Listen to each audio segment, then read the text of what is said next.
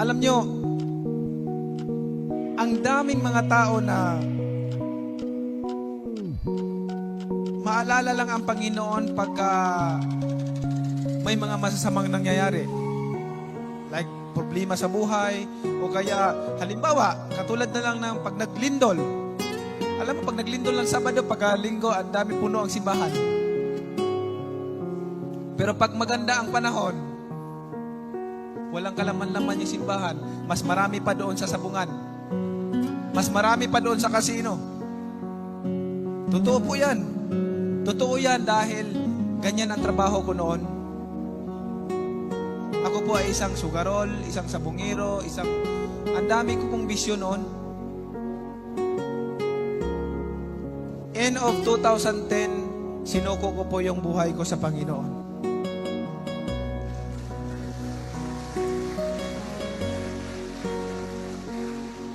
Doon po nagsimula na basa po ako ng Bible, ng Word of God. At marami po akong natutunan day by day, week by week, month by month, year by year, after year. Marami po akong natutunan kasi ginawa ko pong devotion ang pagbabasa po ng Bible, day and night. Ang ginagawa ko pong devotion ay pagbabasa po araw at gabi. Binabasa ko po yun. Pag hindi po ako napagbasa ng isang beses, o kaya nakamiss ako ng reading ng umaga, grabe na po ako pag nakaluhod na po ako niyan maghingi ng tawad sa Panginoon. Ganun po ang devotion. Ganyan po kaming pamilya, ganun po katatag, ka-strong sa Word of God. And gusto kong i-share sa inyong lahat dahil katulad ng sinabi ko sa inyo na maraming mga tao na pagdating lang ng mga sakuna o may mga problema sa buhay, saka maalala magsimba. Pero alam nyo ba, kung may mga Bible, sino yung mga Bible dyan? Sa James 2 verse 19 to 20, o kung sa Tagalog, Santiago 2 verse 19 to 20, sinasabi rito, you believe that there is one God. Good. Even the demons believe that in each other. You foolish person, do you want evidence that faith without deeds is useless? Ang sabi ng Bible, naniniwala tayo na may Panginoon. Pero alalahanin mo, ang devil naniniwala din na may Panginoon. At hindi lang siya naniniwala, kundi nanginginig pa siya. Shudder. Can you imagine?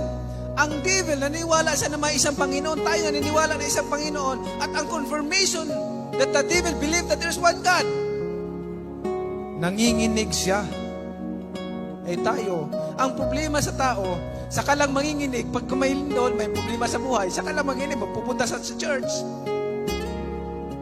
But it's not that way. Ang pagiging follower of Jesus Christ is not that way.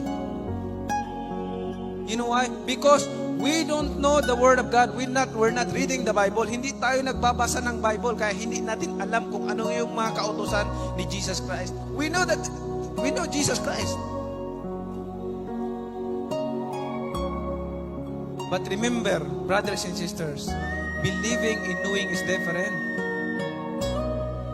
Everybody can know Jesus Christ. Even the other religion, yung mga hindi Kristiyano, they know Christ. They know Jesus Christ. Believing and knowing is different. When you say, I believe Jesus Christ, then you obey. Because if you don't obey, you not believe at all. Amen. Hindi ka talaga naniniwala kung hindi ka sumusunod. Kaya nga sabi ito, you believe that there's one God, good, even the demons believe that in each other. Ang confirmation sa devil, ang confirmation na naniwala siya na may Panginoon, nanginginig siya. What is the confirmation? Now, the question is, what is the confirmation in your life that you really believe God? That you really believe Jesus Christ?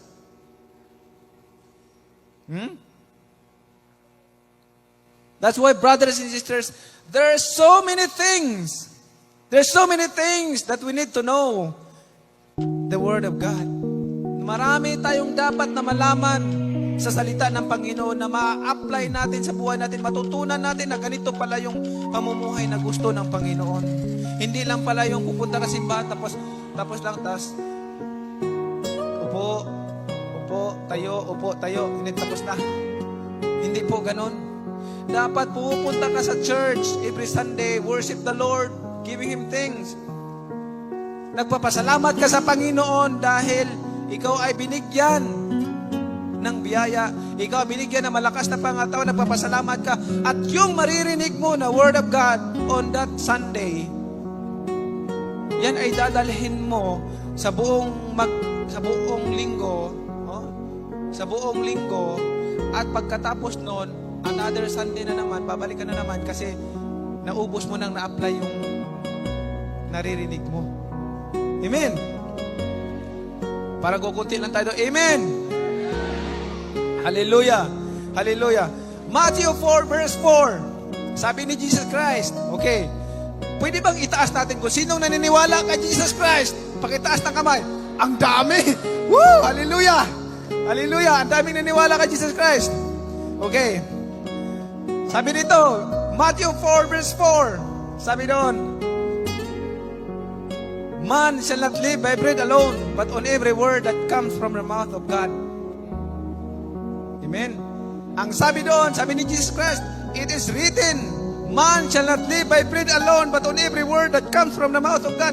Meaning, sinasabi niya sa atin, kayong mga tao ha, hindi lang kayo nabubuhay sa pamamagitan ng pagkain for physical body.